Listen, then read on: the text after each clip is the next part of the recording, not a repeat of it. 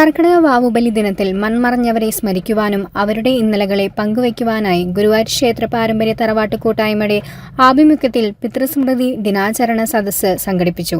നഗരസഭ chairman M Krishnadas സദസ്സ് ഉദ്ഘാടനം ചെയ്തു. കൂട്ടായ്മ പ്രസിഡന്റ് KT ശിവരാമൻ നായർ അധ്യക്ഷത വഹിച്ചു.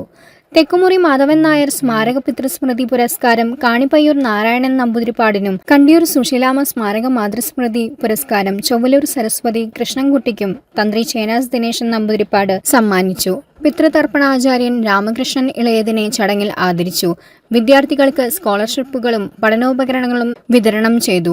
നഗരസഭ പ്രതിപക്ഷ നേതാവ് KP ഉദയൻ, കൗൺസിലർ ശോഭ ഹരിനാരായണൻ, ദേവസ്വം മുൻ deputy administrator R Narayanan, advocate Ravi Chankath, Anil Kallat, Balan Varnat, Sreedharan Mambuzha, doctor K Krishnadas, Murali Akampadi എന്നിവർ സംസാരിച്ചു. കൂട്ടായ്മയിലെ കുടുംബങ്ങളിൽ നിന്ന് വിട പറഞ്ഞ 30ഓളം പേരുടെ ഛായാചിത്രങ്ങളിൽ പുഷ്പാർച്ചന നടത്തി. സ്നേഹവിരുന്നും ഉണ്ടായിരുന്നു.